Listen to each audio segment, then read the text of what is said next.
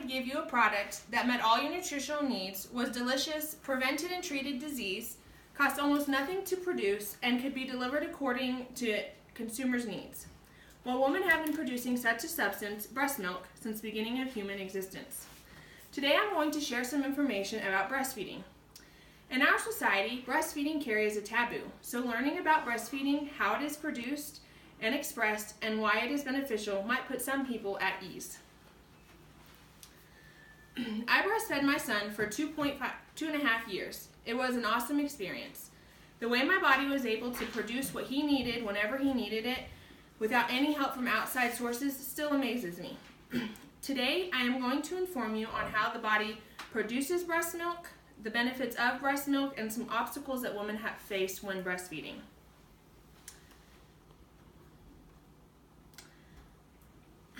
The first thing that a woman starts producing is called colostrum.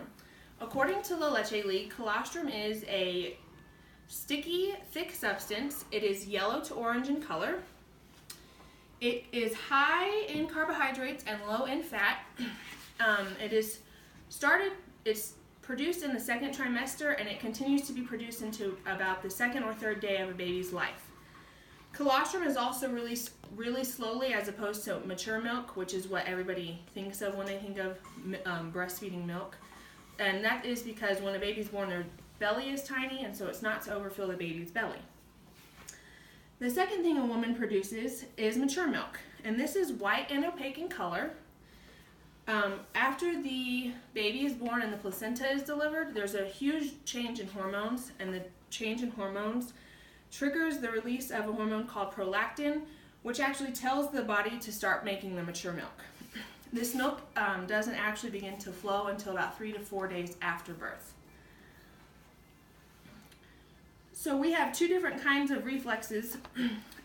The suckling at the breast actually tells the body to release more hormones into the body. So the pituitary gland releases prolactin into the bloodstream, and this stimulates the milk-making tissue to actually make the milk. And this is the prolactin reflex. And then the body also releases oxytocin into the bloodstream, which tells the body to actually express or let down the milk. And this is called the letdown or the milk ejection reflex. And this information is from the Australian Breastfeeding Association. Now that I have told you the different kinds of breast milk, I'm going to tell you about some of the benefits of breast milk. So some benefits to the mother. The Cleveland Clinic has a lot of benefits listed, and here are the most common ones that I found interesting. For the mother, breastfeeding can decrease the risk of ovarian and breast cancer. It can decrease postpartum bleeding, and after the baby is born, it can help with uterine contractions to get the uterus back to the size it was before the baby was conceived. And this takes a long time, but breastfeeding can help those contractions move along. It can also help to burn up to about 500 calories a day extra. For the baby, there's also a lot of benefits. I chose the ones most interesting. Breastfeeding confers natural immunity to things like whooping cough and the measles, as long as the mother has had her vaccinations and is immune to those. Neonatal infant mortality rates are also reduced about 21% in breastfed infants. There's also a reduction in type 1 and type 2 diabetes, obesity, and overweight later in life. There's also a reduction in adult asthma and childhood asthma. There's also some economical benefits to breastfeeding. It lowers healthcare costs and decreases employee absenteeism to care for sick children. If every woman could breastfeed in the U.S. for the first 3 months of life, the U.S. could save $3.69 billion in healthcare costs. It also costs WIC about 45% less to support a breastfeeding baby than it does an infant-fed baby. And even though breastfeeding has all of these awesome benefits, there are some obstacles that women face. Engorgement is a huge issue, especially when the milk first comes in.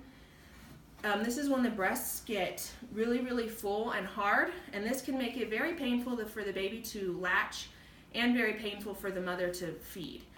To fix engorgement, you can put cabbage leaves on the breasts, or you can self-express in the shower, which is also very painful. Pumping also can relieve it, but sometimes it's impossible to get to go down.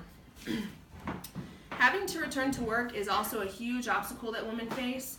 Not having enough time to pump at work, or facing some scrutiny from their bosses or even other coworkers.